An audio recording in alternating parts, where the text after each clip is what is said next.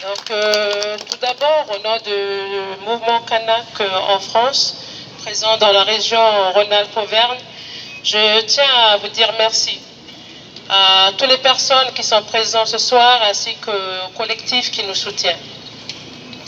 Mais également à tous ceux qui ne sont pas là, mais qui nous soutiennent de là où ils sont. Donc pour commencer, je vais vous parler de l'histoire du peuple kanak en partant du début. Il faut savoir que le peuple kanak est présent en Kanaki Nouvelle-Calédonie depuis 3000 ans. Et durant ces 3000 ans, le peuple kanak a bâti sa civilisation sur l'observation de la nature. Donc nous sommes l'un des peuples descendants des Austronésiens, nos ancêtres qui ont conquis l'Asie et le Pacifique dans les temps anciens et au-delà des océans. Donc nous, le peuple kanak, avons été en contact avec les premiers Européens le 4 septembre 1774, dont l'équipage fut celui du navigateur britannique James Cook. C'est lui qui donnera à notre île le nom de Nouvelle-Calédonie, en souvenir de son Écosse natale. Les Français arriveront bien après sur notre île. Il deviendra officiellement une colonie française le 24 septembre 1853 à Balade. Depuis ce jour, le peuple kanak va subir ce que tout peuple autochtone colonisé connaît dans son histoire coloniale. De peuples assujettis par la brutalité, l'oppression et l'aliénation mentale. Il faut savoir que le peuple kanak était estimé à plus d'1 million de personnes par les premiers Européens à l'arrivée sur l'île. Aujourd'hui, nous sommes plus que 60 000 environ et minoritaires dans notre pays. L'arrivée des Européens a coïncidé avec des maladies qu'ils ont amenées avec eux et qui ont décimé plus de la moitié du peuple kanak. Les nombreux massacres et exactions que subit le peuple kanak ont permis à la France de chasser les Kanaks de leurs terres pour les parquer dans des réserves que l'on nomme tribus depuis cette époque, mais qui à l'origine n'existaient pas dans l'organisation sociale et clanique des terres kanak. Notre île servira d'abord de colonie pénitentiaire pour permettre à la France, dans un premier temps, de se débarrasser de tous les indésirables de l'Empire. C'est ainsi que des bandes seront formées, que des déportés politiques, communards et rebelles algériens y seront envoyés, en plus des déportés de droit commun, qui sont les voleurs ou autres criminels absolument éloignés de la métropole. De nombreux Calédoniens que l'on appelle aujourd'hui communément Caldoches, c'est-à-dire d'origine européenne, sont issus de cette première phase de colonisation du peuplement.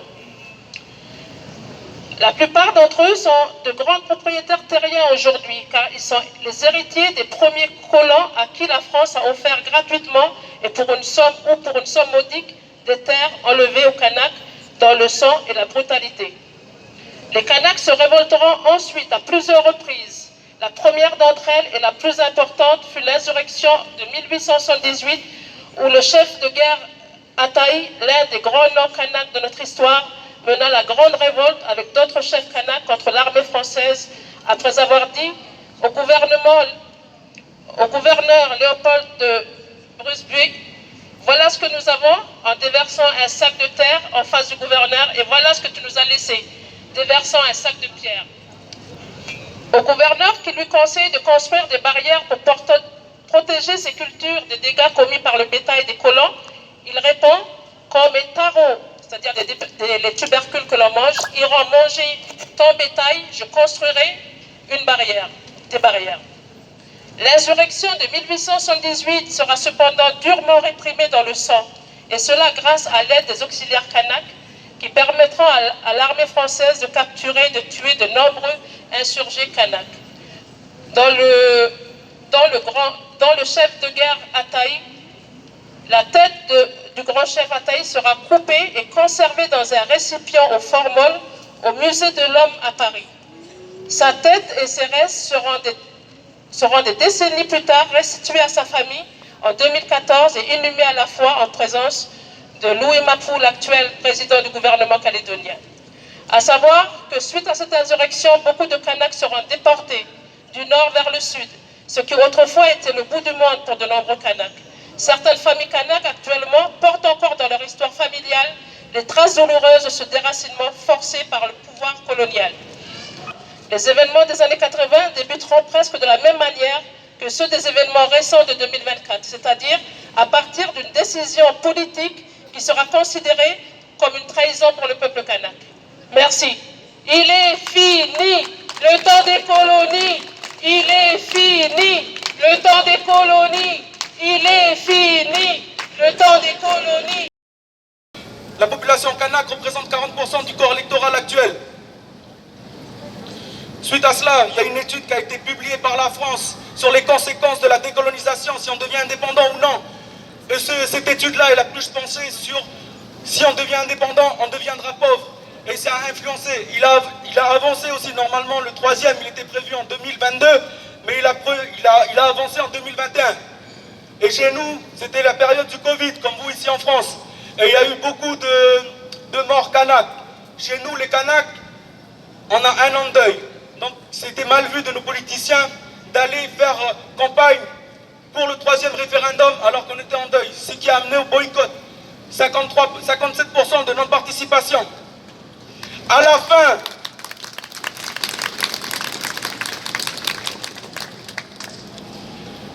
fin de l'année 2023, le gouvernement français annonce 2 projets de loi. La première, le projet de loi constitutionnel pour le dégel du corps électoral. Il voulait ouvrir le corps électoral. Alors qu'en 88, on l'avait déjà fermé. Mais avec les accords de Nouméa, on l'a rouvert encore en 98 pour les personnes qui sont installées entre-temps. Et le but de ce projet de loi, c'est de noyer nous, les Kanaks, chez nous, en Calédonie, en Kanaki, et de repousser les élections provinciales. C'est quoi les élections provinciales? C'est un vote qui va déterminer c'est un vote qui va déterminer le nombre, ceux qui vont siéger en congrès et qui va déterminer le gouvernement en Nouvelle-Calédonie. En repoussant ce vote-là en 2025 et en ouvrant le corps électoral, la représentativité kanak au gouvernement et au congrès sera moindre. On n'aura même pas 2 sièges. À la fin de l'année, mi-2023, il y a une création du CCAT, qui est une cellule de coordination action terrain, qui a sensibilisé nos jeunes, car nos jeunes, on n'a pas accès, comme vous ici, nous en Calédonie, on apprend l'histoire de la France, on n'apprend pas l'histoire de nos événements, et là c'est ce qui se reproduit actuellement. Cette cellule-là, elle a fait une première mobilisation en novembre 2023. On a eu tout d'abord 3000 manifestants. Ensuite, la deuxième mobilisation, c'est le 28 mars, à la veille du vote au Sénat, 15 000 manifestants. Et la dernière mobilisation, elle a eu lieu le 13 avril avec 50 000 manifestants, ce qui représente 1 personne sur 4 en Calédonie. Mais qu'est-ce qu'elle a fait l'État? Elle a ignoré tout ça. Elle a laissé la loi son circuit législatif jusqu'au vote à l'Assemblée. Le soir du vote à l'Assemblée, le conflit a éclaté en Nouvelle-Calédonie. Les manifestants indépendantistes, ils ont bloqué pacifiquement les endroits stratégiques de la Nouvelle-Calédonie. Juste en manifestant avec des drapeaux au bord de la route pour dire leur mécontentement. Mais qu'est-ce qu'a fait le ministre de l'Intérieur? Il a voulu les chasser. Il les a tirés dessus à coups de flavol, à bout portant. Et cette répression-là, elle n'a pas que lieu à l'heure actuelle. On l'a vécu. Moi, je suis issu d'un quartier populaire. On l'a vécu. Les policiers nous maltraitent. Mais pour nous, c'est normal. Tu vas porter plainte. Il n'y a rien qui se passe. Ils ont toujours raison. Ils ont toujours raison. Et c'est cela qui a entraîné l'escalade de violence. Les 2 premiers morts, ils ont été assassinés par des milices qui ont utilisé des armes de guerre.